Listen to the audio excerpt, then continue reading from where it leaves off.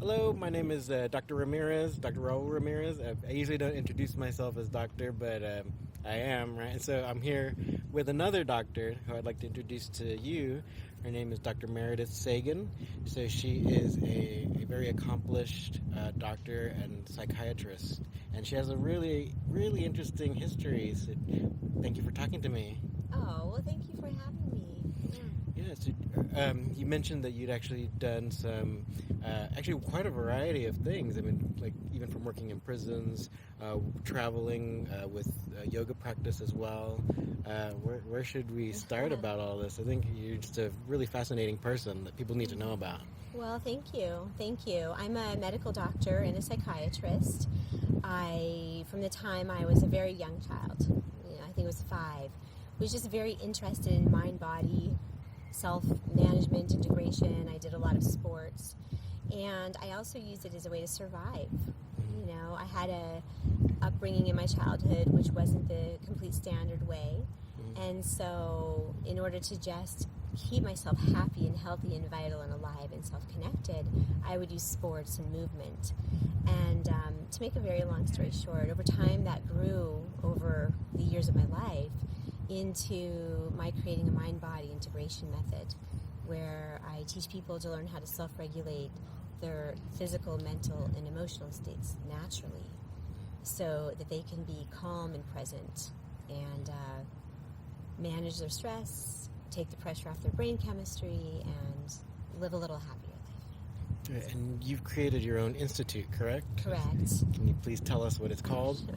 I'm the founder of the Mind Align Institute, and at the Mind Align Institute, we have created a methodology which teaches you how to incrementally learn how to work with yourself physically, emotionally, mentally, energetically, and spiritually so that you can be alert and aware in every moment to do what you need to take care of your life. So your physiology is relaxed as your attention is alert and you're present with your surroundings, and you can move in a new direction. And I think that's what has brought us together, is that you're a martial arts master and a doctor, a healer, and you know a lot about mind-body integration and presence and self-protection coming from a state of awareness and attention. Yeah, I think that's exactly what brought us together, right? Like when we met, we just got along. But going back to that point where you mentioned like the self-awareness, like for self-defense, that's actually a huge part of self-defense. Where if you're not aware of yourself, you can't really be aware of your surroundings. Because if you were aware, then you'd actually be less vulnerable, right? It doesn't mean you have to be always like high alert, just like high stress, like looking around all the time, like scared.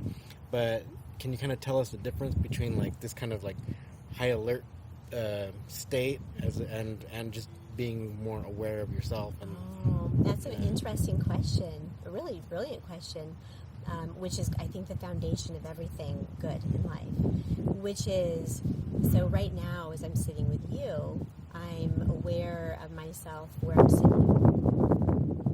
And in order to become aware of just how my sit bones feel underneath me, I have to turn my attention towards my body and keep it there. About 60%. So I'm aware of how my breath is, how I'm seated, as I'm paying attention fully to you and my environment. By having what's called the 60-40 split, 60% turning your attention towards yourself and feeling where you're at with your body, 40% towards your environment, it allows me to stay in control of my reactivity, my reactive nervous system. Because as you're speaking, I heard, even now, I can hear leaves crackling, which tells me there's somebody out in the woods. I don't know who it is. I could hear a leash.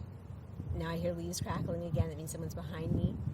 And so now, there would have been a time in my life where when that thing just fell through the branches in the tree, that I would have reacted and I would have shut down and become fearful, or I would have looked to see what it is. However, by cultivating this ability with a 60-40 split to really pay attention, keep breathing and self-regulating, over time, now I'm able to stay in the moment as I'm active. and aware. So I'm not sure if that completely answers your question, but I know that was a little bit of a tangent. But that's the utilization of what the Mind Align Institute is teaching essentially, is for people to stay in the present moment with themselves, wherever they are and whatever is happening. It's not an easy thing to do, because we're constantly being distracted by reactions, whether coming from inside or outside. So, for example, I was just distracted for a moment by thinking to myself, and it was an internal reaction, like, oh, did I answer your question? You see, that was a reaction, and I was just like, oh, okay. Take a breath, come back, just get here with you now. And that's what's important. So at the Mind Align Institute, we're all about just staying in the present moment, in the here and now, mind, body integrated, attention, alert, and present, and moving with what's there. So I'm so excited to do this with you. I'm just thrilled that we met and that we're here together today in this beautiful environment and to have this time. Oh, great. I think that's a pretty good answer, because that's kind of what's happening, where it's like we see a lot of people who are like so distracted by the big example would be like their cell phones. There's like people walking down the street just like with their heads down, looking at their phone, and then they wonder why they get their purse stolen, or even worse, right? That can happen. Even like, since I work in Singapore, a lot of people just say, oh, it's a safe country, nothing's gonna happen or whatever. Perhaps no gun violence is gonna happen, right? But there's a lot of like hand-to-hand violence. Still people are trying to molest others. That's kind of a big problem, because it's like a lot of confined space, like a lot of elevator usage, like a lot of skyscrapers. A lot of people use like subways there, or they call it MRT. So these I've been to Singapore. Oh, okay, great. It's one of my favorite countries in the world. Oh, it's wonderful. So clean. I think it's the highest functioning of all the countries in the world. I think Singapore is the model for what's possible at our level right now of our functioning. Yes. Where we are now as a species, but Singapore is really the tops for me. Oh, yeah. But whatever the case, people do ride the MRTs, and when I was in Singapore, I felt so safe. I had just come from China. My first time in Singapore was in '92.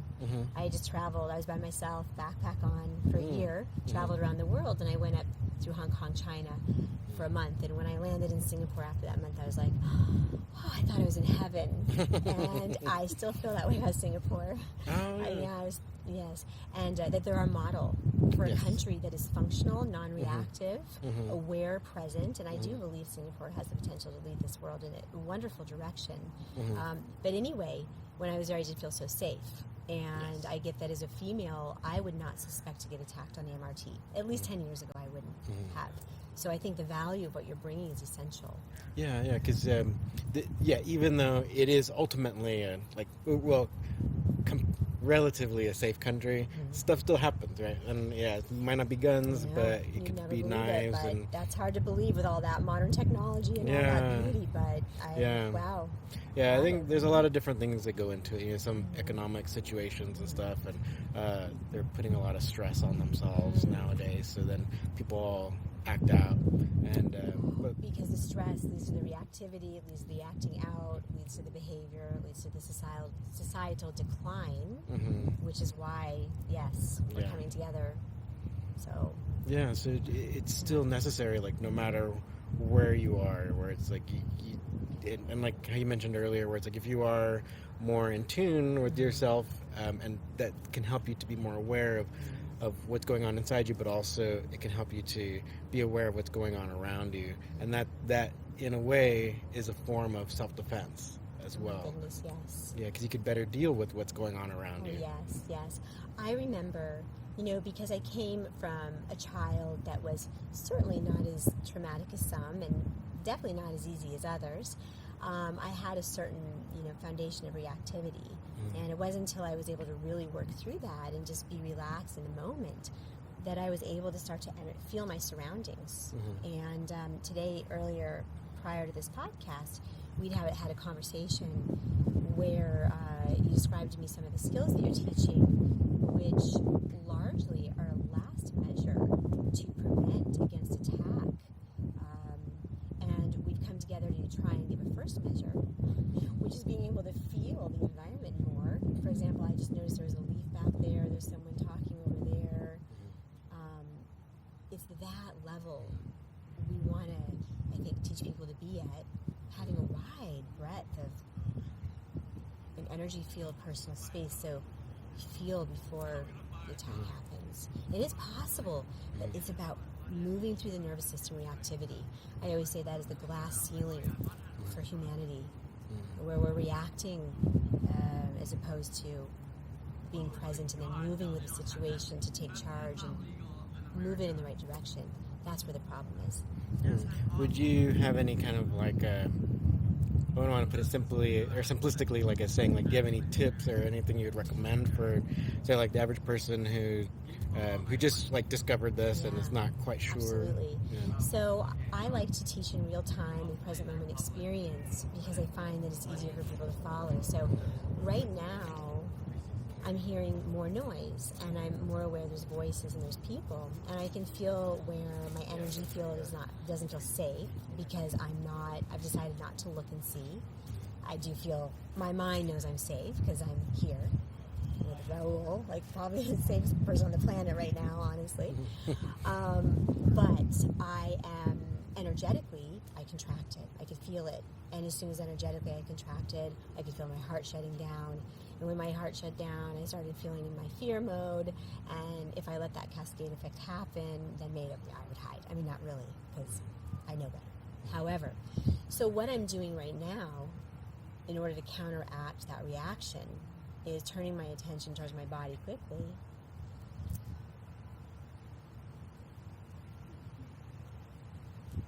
Settling down my physical reaction by feeling the coolness of the bench under my skin, taking a breath and inhaling all the way up to the top of my head, and then as I exhale, I'm letting my physical body relax, where my muscles tensed up. I'm using my awareness to sense, is there danger? No. Then I'm using my awareness to tell my body, relax, you're safe. Breathe, relax.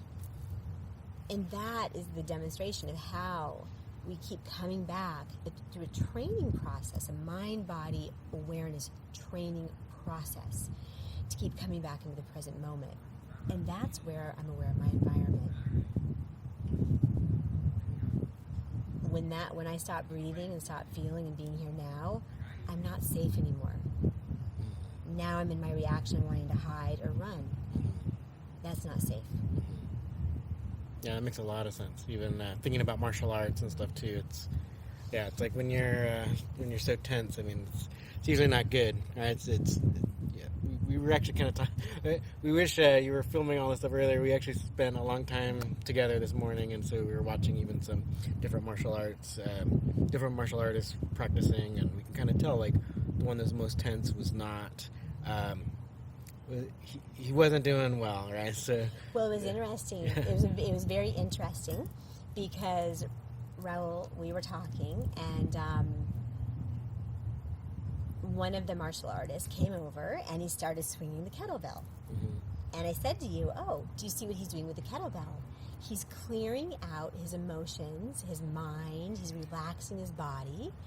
And by doing so, he's getting into the present moment so that he is more skillful in his movement. And interestingly enough, they started wrestling after that, or whatever they were doing. And he definitely looked like the master. He was wearing blue, his opponent was wearing white. The one in the white had not swung the kettlebell and cleared out. The one in the blue had, and he looked more masterful. Well, there was the third party who was observing the dyad, and he gave some feedback, maybe some criticism, or it was a distraction. And the one in the blue, quickly, by going into his mind and his reaction, lost connection with his presence. And they went back into wrestling after that, and he no longer looked masterful at all. He actually looked just as, like the one in the white did. And in fact, the one in the white looked like he could take over the one in the blue now. Mm-hmm. He had lost his edge, clearly. Yeah. By losing his mindfulness and his presence. But that's the issue that we're teaching at the Mind Align Institute, is how do I keep my attention directed towards myself in every moment and be aware of my environment with my full attention and presence, 360, above me, below me, side to side, and back, and address it so that I'm safe. and in charge of my life.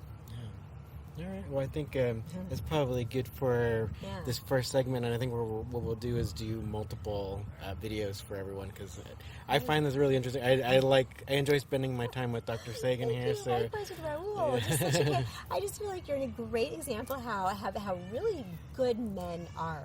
You know, thank you. Appreciate stable, kind, steady, consistent, intelligent, respectful, mindful, understanding of women. Because we're really different from you all. As women, we're really kind of just all over the place. And men, you just do a beautiful job of containing all of our energy and helping us to stay grounded and centered. So thank you for having me on your show. You're a wonderful example of what's possible. And happy to do the next time. All right, great. So actually, do you have your web address? Oh, we're at the mindaligneinstitute.com. If that's too long, you can go to drsagan.com. DR, S as in Sam, A as in Apple, G as in Grape, A as in Apple, N as in Nancy, drsagan.com, or holisticspsychiatry.com. Those are my 3 sites. You can find me any one of those ways. Okay, great. Thank you.